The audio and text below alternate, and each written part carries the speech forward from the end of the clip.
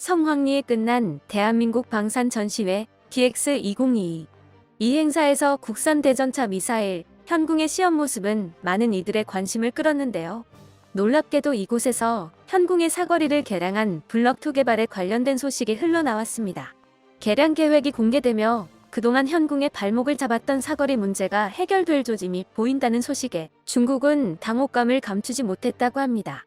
저가 전략을 내세워 대전차 미사일 시장을 장악하고자 했던 중국이 한국의 기술 개발 때문에 상품으로서의 경쟁력을 또 다시 추월당했기 때문인데요.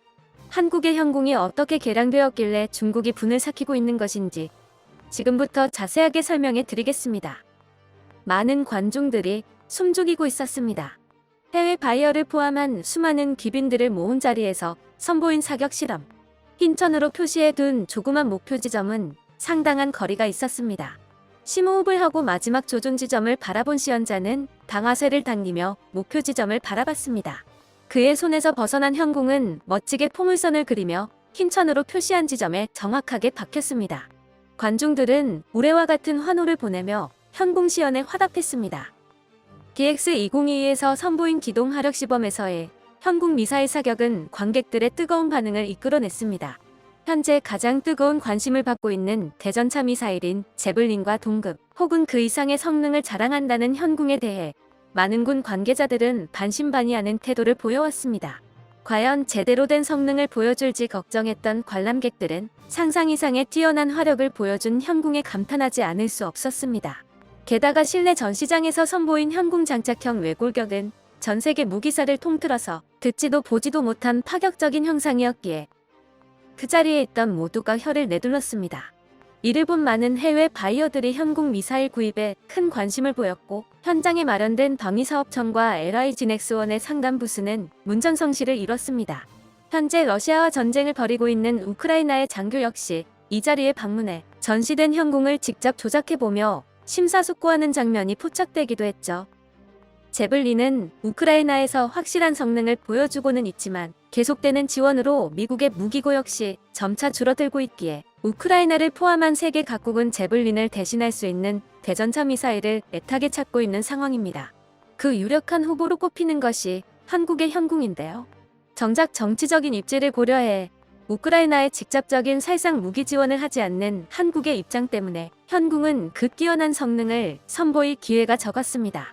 그러나 최근 이러한 상황이 변화할 수 있는 조짐이 보였는데요.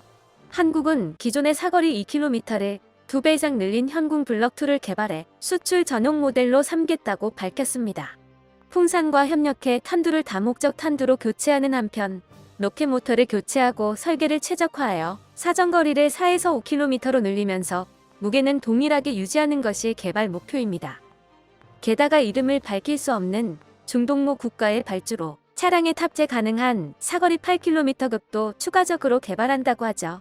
기존의 현궁의 사거리가 2km에 불과했던 이유는 발사장치에는 대구경 비냉각 열상 장비와 가시광선 CCD 카메라를 사용하고 미사일 발사체에는 냉각형 열영상 시커를 사용한 탓입니다.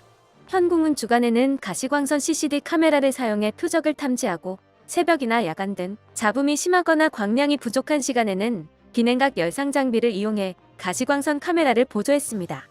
다시 말해 비냉각 열영상 기술과 가시광선 CCD의 영상 기술을 중첩하는 식으로 24시간 언제나 사용할 수 있게 만든 것인데요.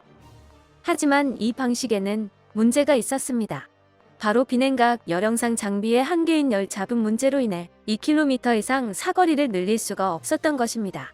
일각에서는 이 문제에 대해 발사기에다가도 비냉각 장비가 아닌 냉각 장비를 장착해 문제를 해결하면 되는 것이 아니냐는 의견을 제시했습니다.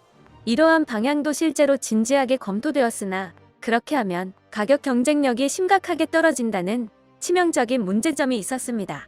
특히 수출 시장에서 위협적인 상대로 치고 올라온 중국의 홍젠 12 레드 에로의 승기를 완전히 빼앗길 수도 있다는 위험 부담이 있었죠. 이런 상황에서 중국이 최근 홍젠 12를 개량해 사거리를 4km까지 늘린 것이 드러나면서 한국도 결국 개량 사업에 다시 박차를 가했습니다. 가장 결정적인 이유로 현궁의 사거리가 늘어나는 것을 쌍수 들고 환영해주는 해외 수요가 있었는데요. 그 중에는 사우디아라비아를 비롯한 중동 국가들도 여럿 있다는 소문이 돌았습니다. 중동 국가가 현궁을 찾는 것은 사실 너무나도 자연스러운 일입니다. 사우디아라비아와 아랍에미리트에 비공식 수출된 현궁은 실전에서 강력한 위력을 보여주며 한국 방산의 위험을 전 세계에 알린 바가 있기 때문인데요. 2015년 예멘에서는 내전이 벌어졌습니다. 아랍 세계의 상당 국가가 참여한 이 내전에서는 온갖 무기들이 사용되었고 대전차 미사일이었던 제블린 역시 모습을 보였습니다. 제블린 미사일은 지금의 우크라이나 전쟁에서 활약한 것처럼 예멘 내전에서도 큰 활약을 선보이며 아군에게는 병력을 지키는 수호천사로 적군에게는 기갑 차량을 죄다 터뜨려버리는 악마와 같은 무기로 큰 명성을 떨쳤습니다. 특히 사우디군이 이 제블린 미사일로 큰 이득을 보았죠. 그러나 보유한 150발이 다 떨어진 후 미국이 더는 제블린을 팔아주지 않게 되자 사우디는 대체품을 찾게 되었습니다. 그리고 그 대체품으로 떠오른 게 바로 한국의 현궁이었던 것입니다. 당시만 하더라도 사우디에서는 한국 현궁에 대해 큰 기대가 없었고 당장 무기가 급하기 때문에 한국에 손을 벌린 수준이었습니다. 미국에서 제블린을 제공할 때까지 버티면 된다는 생각으로 한국 무기는 땜빵용으로 잠깐만 쓰자는 생각이었죠. 그러나 막상 현궁을 써보자 사우디의 생각은 180도 바뀌었습니다. 제블린을 모델로 만들어진 현궁은 제블린보다 훨씬 쓰기 편한 운용 편의성을 갖추고 있었고 파괴력과 명중력 측면에서도 부족할 것이 없었기 때문입니다.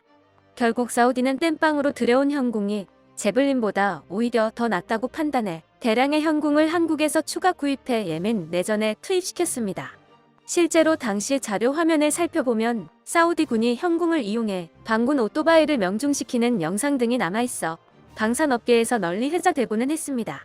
그렇기 때문에 중동 국가들 사이에서 한국의 현궁은 미국의 제블린보다 더 우수하다는 인식이 남아있습니다. 그렇기에 이들이 현궁을 더욱 개량한 사양을 한국에 요구해온 것은 이상한 일이 아닙니다.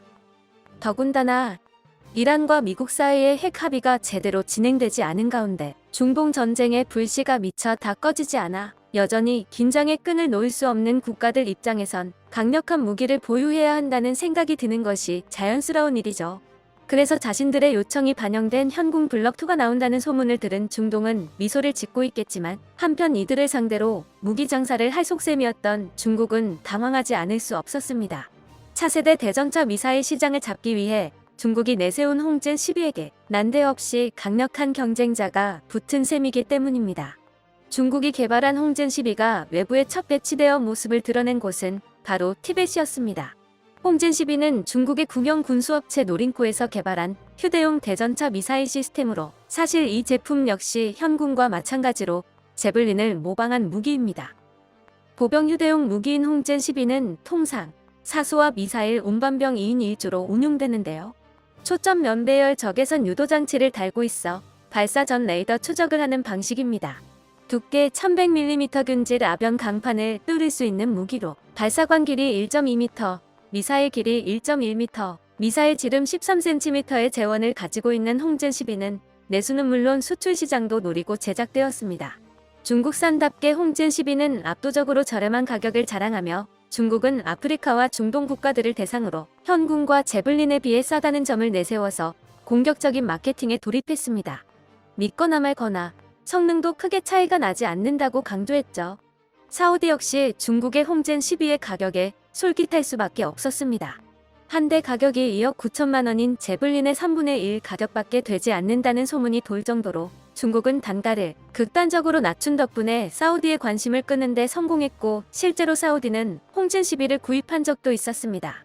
얼마 전 현궁보다 앞서 사거리 개량까지 성공하면서 중국은 현궁을 추월하고 대전차 미사일 시장에서 우위를 차지할 수 있다고 자신했습니다. 그러나 한국도 사거리 개량이라는 카드를 꺼내면서 중국은 다시 긴장할 수밖에 없었습니다. 중국 대전차 미사일은 무게가 무겁다는 치명적인 단점을 가지고 있는데요. 홍진 12의 총 중량을 계산하면 평균적으로 22kg에 달하는 무게입니다.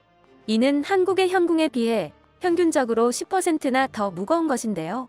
대전차 미사일은 휴대용 병기이고 전장에서 이리저리 뛰어다녀야 하는 보병들한테는 단 1kg의 무게도 기동성 측면에서 큰 차이를 만들어내기에 중국은 중량 문제를 해결하지 못하면 가격 경쟁력으로도 메울 수 없는 차이를 허용하는 게 됩니다. 이렇게 중국은 한국에게 또 밀려나면서 수출 사업에 제동이 걸린 상황인데요. 이것이 천문학적인 돈을 투입해서도 결국 한국을 쫓아가지 못하는 중국 방산의 현실이라고 할 수 있습니다. 제블린에 이어 차세대 게임 체인저로 각광받으며 전 세계 많은 이들의 관심을 한몸에 받고 있는 현궁. 현궁 블록2의 모습을 조만간 만나볼 수 있기를 기대하며 늘 발전하는 한국의 방산 기술자 여러분께 찬사를 보내드립니다. 끝까지 시청해주셔서 감사합니다. 도움이 되셨다면 좋아요를, 다른 이야기도 궁금하시면 구독을 눌러주세요.